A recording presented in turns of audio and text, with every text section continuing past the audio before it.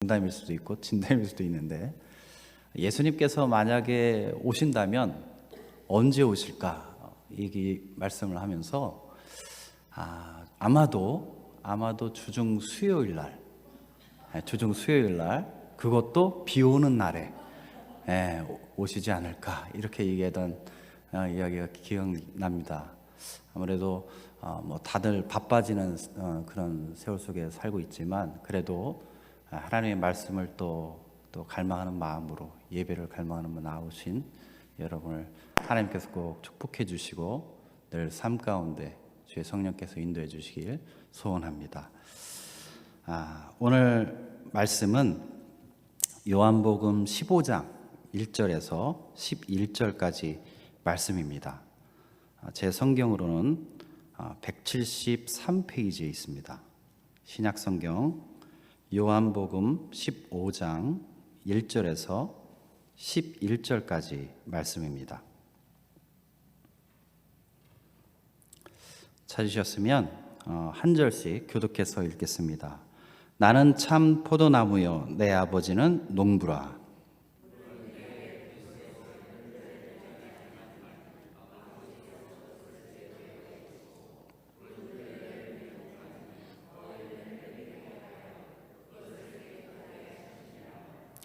너희는 내가 일러준 말로 이미 깨끗하여졌으니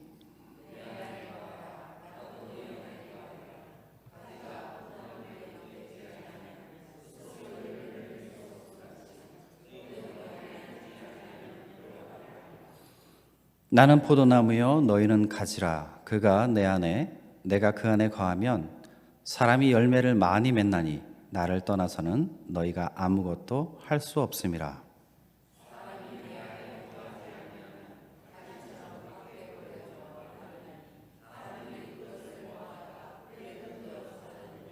너희가 내 안에 거하고 내 말이 너희 안에 거하면 무엇이든지 원하는 대로 구하라. 그리하면 이루리라.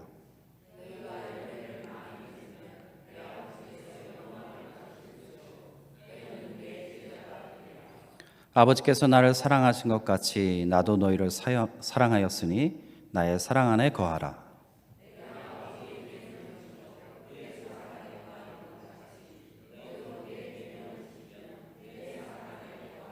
함께 읽겠습니다. 내가 이것을 너희에게 이름은 내 기쁨이 너희 안에 있어 너희 기쁨을 충만하게 하려 함이니라. 아멘. 제가 잠깐만 기도하겠습니다. 하나님께서 주신 말씀, 하나님께서 또 묵상 가운데 주셨던 마음을 주의 성령께서 이 시간 함께하여 주셔서 오늘 성도님과 공동체 가운데 함께 나눠질 수 있도록 주님 인도하여 주시옵소서. 그렇게 일하실 하나님을 기대합니다. 예수님의 이름으로 기도드렸습니다. 아멘. 오늘 말씀의 제목은 농부이신 하나님입니다. 특별히 왜 농부라고 예수님께서는 말씀하셨을까? 그리고 특별히 제자들과 헤어진 마당, 그 다락방 강화 속에서 가장 중심에 있는 말씀인데요. 특별히 지난번에 여러분에게 전했던 말씀, 그 예수님께서 기도해 하셨던 그 하나님의 마음이 이 중간에 다시 한번 자리 잡고 있는 것을 또 보게 됩니다. 그래서 그러한 것들을 나누고 또 저와 여러분 가운데 하나님의 은혜가 우리 삶 가운데 그 인도하심이 있길 소원합니다. 오늘 말씀을 나누면서 제 유년 시절 이야기를 잠깐 하려고 합니다. 저는 어머님 덕분에 믿음의 가정에서 태어났습니다. 그런데 저희 가정이 원래 친가 쪽이 신앙이 없었어요. 신앙이 있다면 하나님 위의 것을, 우상을 섬겼던 친할머님이 계셨고요. 그래서 저희 어머님이 결혼을 하게 되면서 예전 분들은 그런 이야기를 하더라고요. 종교가 겹치면 안 된다고 해서 어머님하고 결혼하게 되면서 할머님이 다락에 모셔두었던 할머니 딴에는 모셔두었던 불상을 없앴던 그런 이야기를 나중에 듣게 되었습니다.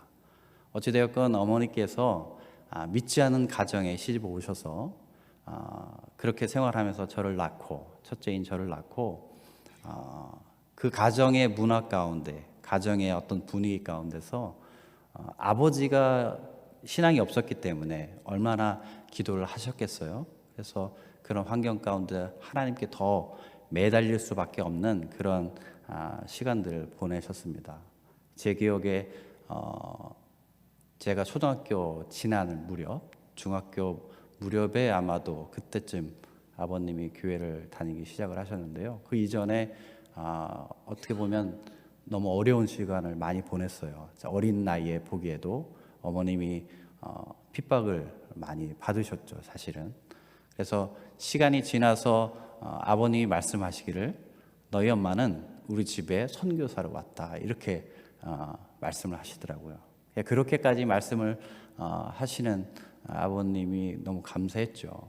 신앙을 얻게 됐고 이제 장로 또 은퇴하시고 은퇴 장로로 교회에서 열심히 섬기고 계신데, 그 얘기보다는 어렸을 때 그런 환경 가운데서 어머님이 첫째인 저를 데리고 예배 자리에 많이 갔던 것을 기억이 남아 있습니다. 너무 선명하게 남아 있고요.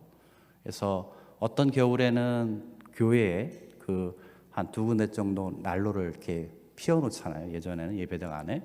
그래서 난로 옆에 제가 잠들고 있으면 찬양 소리에 깨기도 하고 목사님이 말씀을 전해주시는 그 말씀 소리에 깨기도 했던 그 기억이 있습니다. 그리고 초등학교 6학년 무렵에는 저와 함께 기도원을 다니면서 또 함께 기도했던, 그래서 감사했던 것은 그때 성령께서 임하시는 것들을 많이 체험하고 경험했던 그런 기억이 있고요. 되돌아봤을 때 순수한 마음이었을 때 하나님께 기도하니까 하나님께서 주셨던 은혜가 많이 있었습니다. 결국 그것이 제 신앙의 뿌리가 되었던 것을 너무 감사하고 있습니다. 이곳에 함께 있으면서 제가 유년부 아이들을 보면서 이전에 제가 어렸을 때 지냈던 그런 신앙적인 어떤 그런 문화, 그런 모습들과 많이 달라져 있는 것을 보게 됩니다. 쉽지 않은 그 부분들이죠.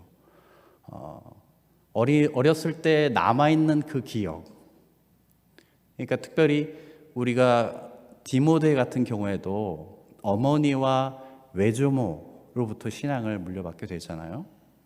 그러면서 어린 나이에 성경을 잘 알지 못하지만 부모로부터 들려진 성경, 하나님의 말씀, 그리고 부모님의 삶으로부터 느끼고 깨닫게 되는 그 신앙이 어린 나이에 고스란히 전해진다는 것이죠. 무엇보다도 성경에 대한 것보다도 하나님께 대한 신앙과 그 삶, 그 믿음이 아이들한테 고스란히 전해진다고 봤을 때 정말 중요한 것 같아요. 왜냐하면 저도 청소년기에 약간의 방황기를 거쳤을 때 다시 돌아올 수 있었던 것은 그 어렸을 때 순수했던 그런 순수한 마음 가운데 눈에 비춰졌던 어머니의 모습, 신앙의 모습이 굉장히 중요하게 작용을 했던 것 같습니다. 그때서부터 하나님이 내 안에 계신 것을 깨닫게 되었고, 제가 잘못을 하고 있는 것을 인지하면서도 어떻게 보면 계속해서 하나님 앞으로 나갈 수 있는 기회가 주어졌던 것이 그 신앙의 모습을 보고 자란 유년 시절의 그 기억 때문이 아닐까, 이렇게 생각이 되옵니다. 우리가 너무나도 잘 알고 있는 말씀이죠. 디모데후서 3장 14절부터 17절 말씀인데 제가 한번 읽어보겠습니다. 그러나 너는 배우고 확신한 일에 거하라. 너는 내가 누구에게서 배운 것을 알며 또 어려서부터 성경을 알았나니 성경은 능히 너로 하여금 그리스도 예수 안에 있는 믿음으로 말미암아 구원에 이르는 지혜가 있게 하느니라. 모든 성경은 하나님의 감동으로 된 것으로 교훈과 책망과 바르게 함과 의로 교육하기에 유익하니 이는 하나님의 사람으로 온전하게 하며 모든 선한 일을 행할 능력을 갖추게 하려 함이라. 아멘. 여러분, 어린 나이에 하나님 말씀이 들려지고 그 삶으로 비춰진, 그 어린 시야에 비춰진 그 부모님, 그 또 주변에 있는 또 어른들의 모습은 굉장히 중요한 것이죠. 하나님의 말씀이 들려졌을 때 얼마만큼 많이 이해를 하겠어요. 그런데 선명하게 기억에 남는 것은 그분들의 사랑, 그분들이 하나님께 대한 태도, 이런 것들은 남아있다는 거죠. 그런 것들을 어려서부터 보고 자란 아이가 커서 장성해서 하나님 말씀이 정말 성령의 조명 가운데서 깨닫게 될 때 정말 온전하게 성장해 나갈 수 있는 기초가 된다는 것입니다. 특별히 이 이야기를 나누는 것은 오늘 포도원, 특별히 예수님께서 참 포도나무라고 말씀하시면서 하나님 아버지를 농부라고 말씀하세요. 예수님께서 참 포도나무인 것도 중요하지만 하나님께서 농부라 이렇게 말씀하셨는데 어떤 의미에서 예수님께서 그런 말씀을 하셨을까요? 하나님께서 천지를 창조하실 때 가장 먼저 가꾸셨던 곳이 있습니다. 그게 바로 에덴입니다. 에덴에 모든 것들을 창조하시고 인간을 두시고 청지기로 그 아담을 세우셨습니다. 모든 권한을 다 주었어요. 그래서 그가 할 수 있는 것은 주어진 것을 마음껏 누리고 하나님과 사랑의 관계 속에서 머물면 되는 것이었습니다. 그렇지만 하나님의 말씀 한 가지를 어기고 말았죠. 모든 것이 주어졌지만 하나님 되심을 인정해야만, 하나님의 말씀을 어기면 안 되는 계명 하나를 주었습니다. 그것은 하나님과 아담 사이에 어떻게 보면 주어진 암묵적인 또 선명한 그런 율법이 있는 것이죠.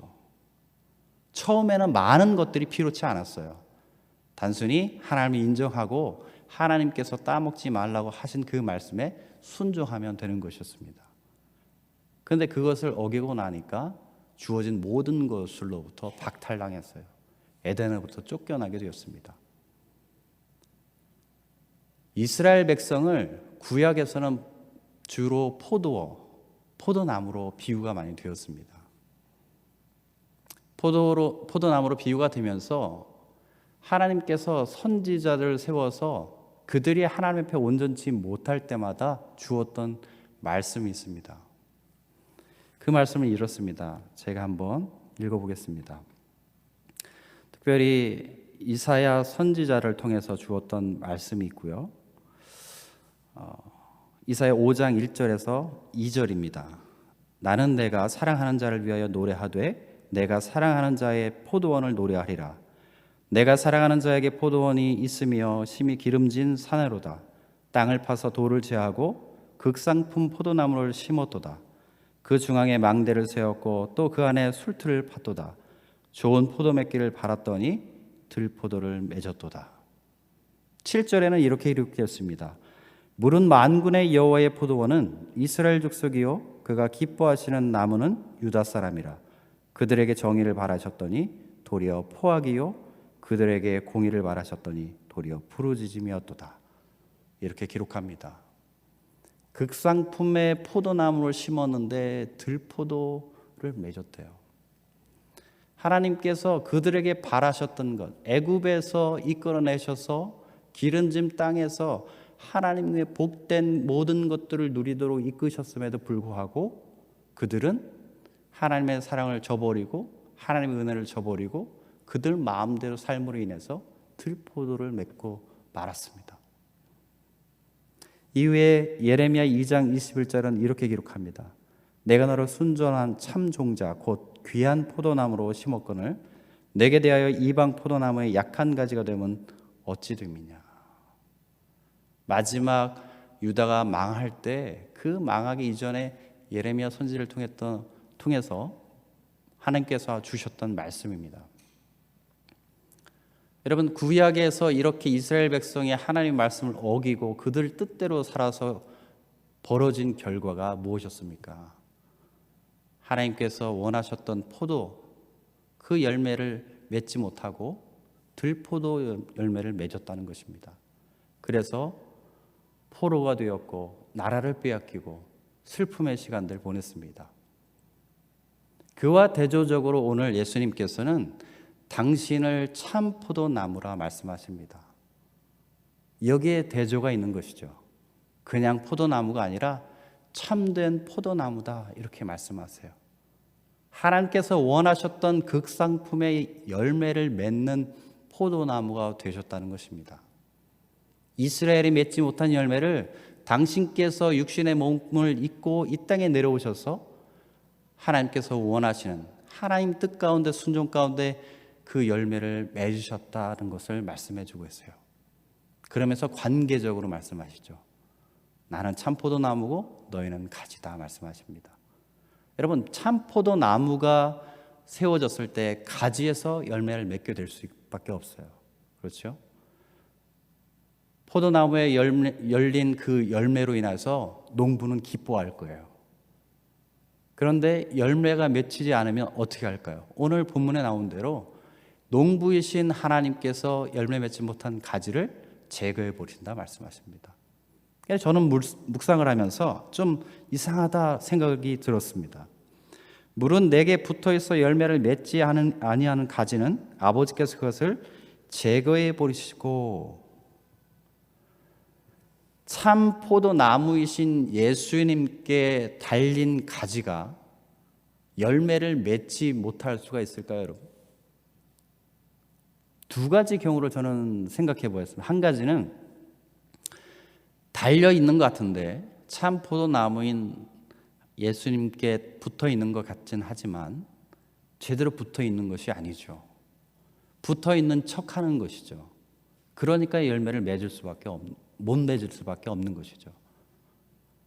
그리고 또 한 가지는 그 참포도나무인 열매, 그 참포도나무에서 맺힌 그 붙어 있는 가지가 그 열매를 맺지 못하는 것은 그 나무가 어떻게 보면 정상적으로 되어 있는 것이 아니라 포도나무, 그 나무가 아니라 주변에 심겨졌다는 것입니다. 포도원 사이에 심겨졌다는 거예요. 포도원이 있고 예수님께서 참 포도나무이신데 거기에 붙어 있어야 되는데 다른 포도, 잘못된 것에 붙어 있었다는 것이죠. 그러면 잘못된 열매를 맺을 수밖에 없고 건강한 열매를 맺을 수 없다는 것입니다. 이 두 가지 경우를 생각해 본다면 여러분, 우리가 예수님을 믿는다고 하면서도 하나님의 말씀 안에 거하지 못하고 예수님께서 우리 안에 거하시고 우리가 예수님 안에 거하지 못한다는 그 증거가 바로 열매에 있다는 것을 볼 수가 있습니다. 예수님께 온전히 붙어 있다면, 내가 인격적으로 예수님을 만나고 내가 그러한 상황 가운데서 신앙생활을 해 나간다면 갈라디아에서 말씀해 준 것처럼 성령의 열매를 맺을 수밖에 없죠. 그런데 그렇지 않으면 그 열매를 맺을 수가 없습니다. 중요한 것은 우리가 예수님을 참된 포도나무인 예수님에 붙어 있어서 열매를 맺는 삶을 살아야 한다는 것입니다. 예수님께서 마지막 제자들에게 주신 말씀이에요. 우리가 다시 한번 읽어보기를 원하는데요. 4절, 5절 말씀을 한번 읽어보겠습니다. 자, 시작. 내 안에 거하라, 나도 너희 안에 거하리라. 가지가 포도나무에 붙어있지 아니하면 스스로 열매를 맺을 수 없음같이 너희도 내 안에 있지 아니하면 그러하리라. 나는 포도나무여 너희는 가지라. 그가 내 안에 내가 그 안에 거하면 사람이 열매를 많이 맺나니 나를 떠나서는 너희가 아무것도 할 수 없음이라. 아멘. 예수님께서 정확하게 말씀해 주셨어요. 예수님을 따르되 무리같이 따르는 것, 예수님께 붙어있는 것 같이 붙어있는 척하지 않고 진정 그 예수님께서 주시는 그 양분을 마음껏 받고서 열매를 맺을 수 있는 관계 가운데 있으라 말씀하시는 거죠. 어떻게 예수님이 우리 안에 있고 우리가 예수님 안에 있을 수 있을까요? 어떻게 우리가 말씀 안에 있을 수 있을까요? 이것은 성령이 아니고서는 할 수 없는 것입니다. 이후에 보면 예수님께서 말씀하세요. 너희가 나를 택한 것이 아니라 내가 너희를 택했다 말씀하셨어요. 택한 백성에게, 택한 하나님의 자녀에게 성령께서 들어오시고 그러한 삶을 살도록 이끄십니다. 그리고 자연스럽게 그러한 삶을 살아가다 보면 예수님께서 이 땅에서 보여주셨던 것처럼 열매 맺는 삶을 살 수밖에 없다는 것이죠. 오늘 본문 가운데 전후로 문맥을 보면 15장 전에도 보혜사 성령에 대한 말씀이 나오고요. 15장 이후에도 16장에 성령이 어떠한 일을 하시는가 그것에서 말씀이 주어지고 있습니다. 여러분, 우리 스스로가 열매를 맺을 수 있는 존재가 아니에요. 하나님 우리를 택하시고 우리 가운데 그 성령을 부어주시고 성령께서 우리로 하여금 그 열매를 맺을 수 있도록 인도해 주시지 않으면 할 수 없다는 것은 신앙의 연수가 지나가면 지나갈수록 절실하게 깨닫는 부분입니다. 직분을 받아서 열매를 맺을 수 있나요? 목사라고 해서 목사 안수를 받았다고 해서 열매를 맺을 수 있나요? 전혀 그럴 수 없습니다. 어떻게 보면 직분을 받거나 목사가 되었던 그 어떤 포지션 자체가 위험한 자리일 수 있어요. 아는 것이 많으면 많을수록 여러분 우리는 착각에 빠질 수 있습니다. 근데 중요한 것은 예수님께서 열매를 맺는 것이 가장 중요하다고 말씀하세요. 열매 맺지 않으면 하나님께서 그것을 제거해 버리신다 말씀하십니다. 오늘 주어진 말씀 가운데 15장 6절 말씀입니다. 사람이 내 안에 거하지 아니면 가지처럼 밖에 버려져 마르나니 사람이 그것을 모아다가 불에 던져 사르느니라. 이렇게 말씀하고 계세요.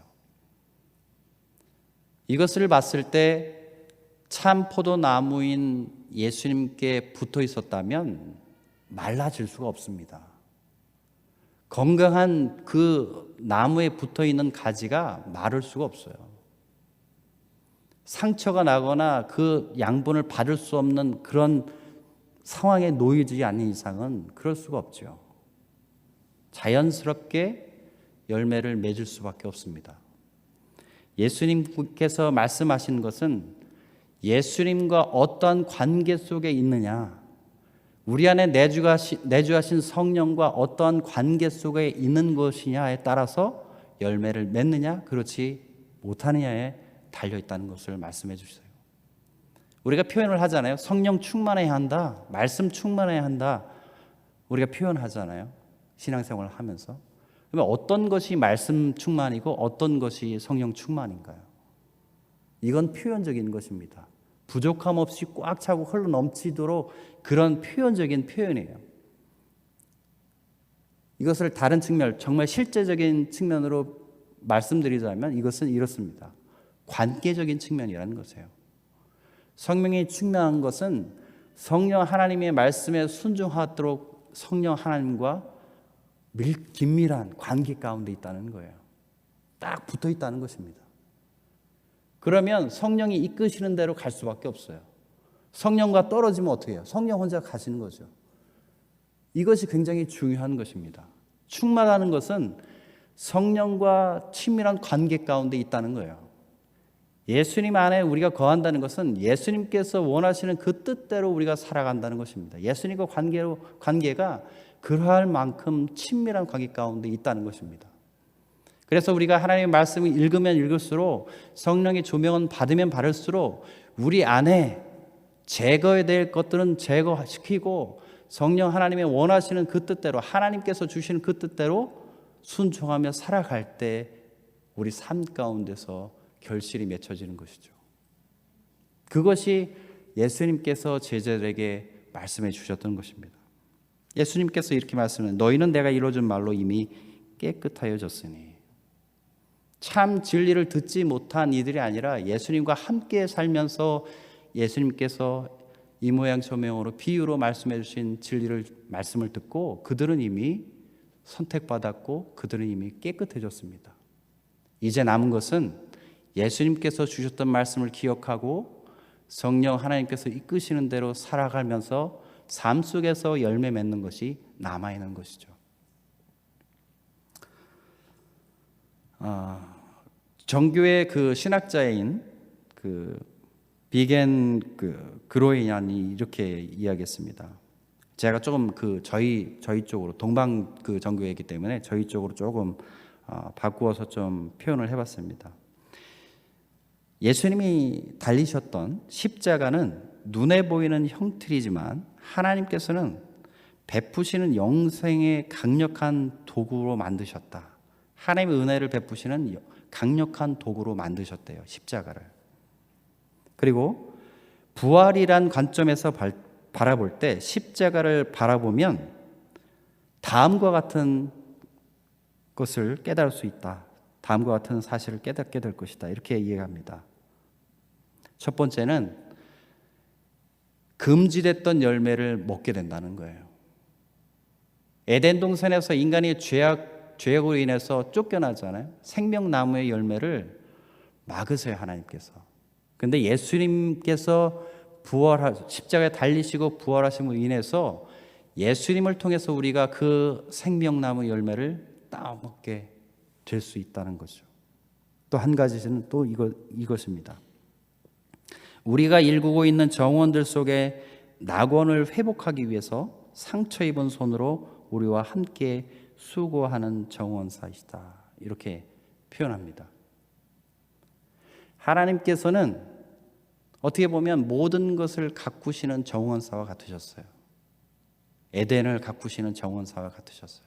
그리고 그것을 아담에게 모든 것을 전권을 다 주시죠. 근데 실패했습니다. 근데 둘째 아담 되는 예수님께서는 이 땅 가운데 오셔서 어떤 것보다도 하나님의 뜻대로 모든 것을 순종함으로 그것을 다 완벽하게 이루셨습니다. 그리고 십자가에 달리시고 부활하시면서 우리에게 생명의 길을 열어놓으셨어요. 막혔던 생명나무로 가는 길을 예수님께서는 열어놓으셨습니다. 그 예수 그리스도의 은혜 때문에 저와 여러분이 그 예수로 인하여서 열매를 따먹을 수 있게 되었고, 그리고 망가졌던 그 에덴을, 낙원을 회복할 수 있는 일로 저희를 초대하시는 그 초대에 우리가 초대받았던 것입니다. 여러분, 그 일 가운데 우리가 나가기를 원합니다. 그것은 다른 것이 아닙니다. 예수님께서 누누이 말씀하신 것처럼 계명을 주셨습니다. 우리가 너무나도 잘 알지만 쉽게 하지 못하는 것이 뭐냐면 사랑입니다. 사랑. 예수님께서 주셨던 것 단 한 가지, 많은 계명을 한 가지로 일축해 주셨어요. 사랑하라. 내가 너희를 사랑한 것 같이 너희도 서로 사랑하라 말씀하셨습니다. 그 사랑은 우리 안에 내주 계신 성령께서 우리를 순수하게 만드심으로 인해서 우리가 그 순수함을 회복하지 못하면 할 수 없는 사랑이에요. 그 순수함이 회복되지 않으면 계산적인 이기적인 사랑을 할 수밖에 없는 죄입니다. 세상 종교를 가진 사람들이 아무리 도를 닦고 수행을 해도 참 사랑을 할 수가 없습니다. 목숨까지 내어주시는 그 참 사랑을 할 수가 없습니다. 스스로만 모든 것에서 절제하고 살다가 갈 수는 있겠죠. 그런데 사람과 사람 사이의 관계에서 일어나는 깊은 사랑을 맛보지 못하는 비참한 죽음이 될 수밖에 없다는 것이에요. 근데 예수님께서 열어놓으신 그 길, 그 생명의 길로 갈 수 있는 저와 여러분에게 열려진 길은 사랑의 관계 속에서 그 낙원을 맛보면서 걸어갈 수 있는 길이라는 것입니다. 여러분, 이 땅에서 살아가면서 저와 여러분이 예수님께서 열어놓으신 그 생명나무의 열매를 따먹고, 그리고 우리가 그 낙원을 회복하는 일에 못 박힌 손으로 우리를 도우시는 예수님의 도우심 가운데 그 낙원을 이 땅에서 회복할 수 있기를 소원합니다. 우리가 바라볼 것은 우리가 미래에 가야 될 그 나라도 있지만 우리가 살아가는 현실 가운데 점점점 악해져가고 수많은 것들로 인해서 피폐해져가는 세상 가운데서 에덴 낙원을 이 땅에 회복하는 일입니다. 그것을 무엇으로 회복할까요? 우리 안에 있는 사랑으로 회복할 수 있습니다. 예수 그리스도에 인하여서 주어진 우리의 사랑으로 그것을 회복할 수 있다는 거예요. 우리의 공동체 가운데 내 몸같이 사랑할 때 교회가 어두운 세상 가운데서 빛을 발하는 일이 될 것입니다. 어떻게 세상을 밝게 할 수 있을까요? 우리가 사랑할 때 세상이 밝아질 수 있습니다. 점점 자기만 알고 자기 가족만 알고 그렇게 이기적으로 바뀌어져가는 세상 가운데서 우리가 아낌없이 나눠주는 사랑을 할 때 어두워진 세상이 밝아질 것입니다. 여러분, 아까 이스라엘 백성을 향해서 내가 사랑하는 자를 위해서 노래하되 내가 사랑하는 자의 포도원을 노래하라 하면서 땅을 파서 돌을 제하고 극상품 포도나무를 심었는데 들포도를 맺었다, 이렇게 말씀하신 것이, 귀한 포도나무로 심었거늘 내게 대하여 이방 포도나무의 악한 가지를 어떻게 보면 달린 것처럼 그러한 삶을 살진 않았는지, 먼저 이스라엘을 향해서 말씀하셨던 그 애타는 하나님의 음성이 저와 여러분에게 들려줬으면 좋겠습니다. 그렇게 십자가를 향해서 우리가 나아갔으면 좋겠습니다. 그리고 바라기는 우리가 예수님께서 열어주신 그 일 가운데 예수로 인하여서 구원을 얻고 영생의 약속을 받은 우리가 이 땅 가운데서 열매 맺는 것, 사랑으로 열매 맺는 그 일 가운데 나가길 원합니다. 우리가 갈라디아서 5장 22절에서 25절까지 말씀을 다시 한번 우리가 좀 고백하고 기도하길 원합니다. 읽어보겠습니다. 시작. 오직 성령의 열매는 사랑과 희락과 화평과 오래 참음과 자비와 양성과 충성과 온유와 절제니 이 같은 것을 금지할 법이 없느니라. 그리스도 예수의 사람들은 육체와 함께 그 정욕과 탐심을 십자가에 못 박아느니라. 만일 우리가 성령으로 살면 또한 성령으로 행할지니. 아멘. 우리가 오직 성령으로 행할 때 그 열매를 맺을 수 있습니다. 우리 가운데 말씀하시는 그 성령의 음성에 우리가 순종하길 원합니다. 우리가 수없이 예배를 드릴지라도, 우리가 수없이 하나님을 찬양한다고 찬양할지라도, 우리가 함께하는 가정 속에서, 그리고 우리가 모여서 공동체로 이루어진 이곳에서 그 사랑이 드러나지 않으면, 세상과 똑같은 모습으로 우리가 산다면 과연 우리가 참 포도나무이신 예수님께 붙어있는 가지라 말할 수 있는가, 이것을 우리 마음 가운데 두길 원합니다. 바라기는 저와 여러분이 예수님께 꼭 붙어 있어서, 성령님께 꼭 붙어 있어서, 말씀에 주어진 대로 그 말씀에 꼭 붙어 있어서 하나님의 뜻대로 농부이신 하나님이 기뻐하시는 극상품 포도 열매를 맺을 수 있는 저와 여러분이 되기를 소원합니다. 이 시간 잠시 기도할 때, 하나님, 그렇습니다. 우리 마음 가운데 사랑을 품길 원하지만 하나님, 아직도 우리 마음 가운데, 심령 가운데 제거될 것들이 너무 많습니다. 성령께서 조명해 주시고 비춰 주시는 대로 하나님, 그러한 것들을 우리가 먼저 제거하고 하나님께서 원하시는 그 삶의 그 뜻에 순종하는 삶으로 성령의 이끄심 따라 나갈 수 있도록 하나님, 우리를 인도하여 주시옵소서. 우리의 연약함을 고백합니다. 주님, 용서하여 주시고 하나님의 뜻대로 농부신 하나님을 기쁘게 해드리는 우리가 되길 원하여서 그 말씀 가운데로 실천한 삶으로 열매 맺는 우리가 되게 인도하여 주시옵소서. 이런 마음으로 함께 잠시 기도드리겠습니다. 하나님 아버지, 감사합니다. 오늘 주어진 말씀